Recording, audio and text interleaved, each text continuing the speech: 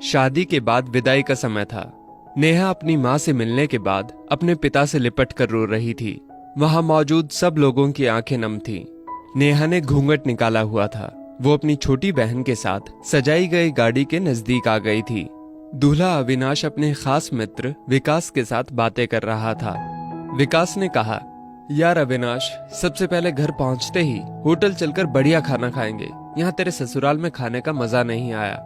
तभी पास में खड़ा अविनाश का छोटा भाई राकेश बोला, हाँ यार, पनीर कुछ ठीक नहीं था और रसमलाई में रस ही नहीं था। और वो ही कर जोर जोर से हंसने लगा। अविनाश भी पीछे नहीं रहा। अरे हम लोग होटल चलेंगे, जो खाना है खा लेना। मुझे भी यहाँ खाने में मजा नहीं आया, रोटियां भी गर्म नहीं थी। अपने पति के मुंह से ये शब्द सुनते ही नेहा, जो घूंघट में गाड़ी में बैठने ही जा रही थी, वापस मुड़ी, गाड़ी के दरवाजे को जोर से बंद किया और घूंघट हटाकर अपने पापा के पास पहुंची। अपने पापा का हाथ अपने हाथ में लिया और बोली, मैं ससुराल नहीं जा रही हूँ पिताजी, मुझे ये शादी मंजूर नहीं। ये शब्द उसने इतनी जोर से कहे कि सब लोग हक्के बक्के रह गए। सब नजदीक आ गए। नेहा के ससुराल वालों पर तो जैसे पहाड़ टूट पड़ा। मामला क्या था, ये किसी की समझ में नहीं आ रहा था। तभी नेहा के ससुर राधे श्याम जी ने आगे बढ़कर नेहा से पूछा, लेकिन बात क्या है बहू? शादी हो गई है, विदाई का समय है, अचानक क्या हुआ कि तुम शादी को नामंजूर कर रही हो? अविनाश की तो मानो दुनिया उजड़ने जा रही थी। वो भी नेहा के पास आ गया, अविनाश के दोस्त भी। सब लोग जानना चाहते थे कि आखिर ऐन वक्त पर क्या हुआ कि दुल्हन ससुराल जाने से मना कर रही है। नेहा ने अपने पिता दयाशंकर जी का हाथ पकड़ रखा था।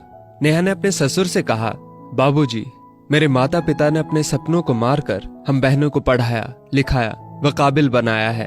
आप जानते हैं एक बाप के लिए बेटी क्या मायने रखती है? आप व आपका बेटा नहीं जान सकते, क्योंकि आपकी कोई बेटी नहीं है।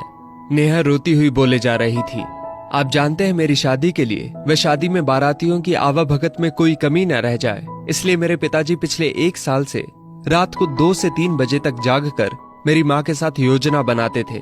खाने में क्या बनेगा, रसोईया कौन होगा। पिछले 1 साल में मेरी माँ ने नई साड़ी नहीं खरीदी, क्योंकि मेरी शादी में कमी न रह जाए।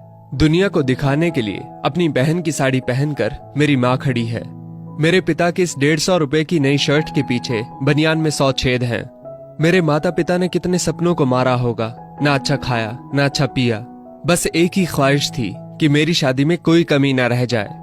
आपके पुत्र को रोटी ठंडी लगी, उनके दोस्तों को पनीर में गड़बड़ लगी व मेरे देवर को रसमलाई में रस नहीं मिला।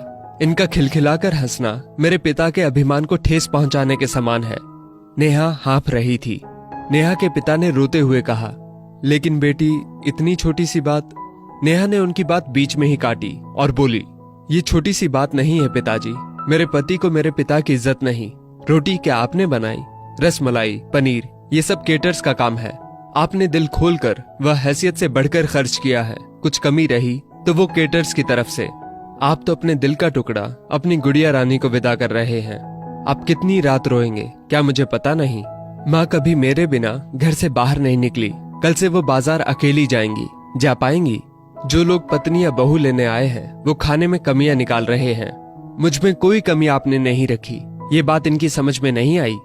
दयाशंकर जी ने नेहा के सिर पर हाथ फिराया। अरे पगली, बात का बतंगड़ बना रही है। मुझे तुझ पर गर्व है कि तू मेरी बेटी है, लेकिन बेटा, इन्हें माफ कर दे। तुझे मेरी कसम, शांत हो जा। तभी अविनाश ने आकर दयाशंकर जी के हाथ पकड़ लिए। मुझे माफ कर दीजिए बाबूजी, मुझसे गलती हो गई। मैं उसका गला बैठ गया था, रो पड़ा था वो। तभी राधे श्याम जी ने आगे बढ़कर नेहा के सिर पर हाथ रखा। मैं तो बहू लेने आया था, लेकिन ईश्वर बहुत कृपालु है। उसने मुझे बेटी दे दी, वह बेटी की अहमियत भी समझा दी। मुझे ईश्वर ने बेटी नहीं दी, शायद इसलिए कि तेरे जैसी बेटी मेरे नसीब में थी। अब बेटी, इन नालायकों को माफ कर दे।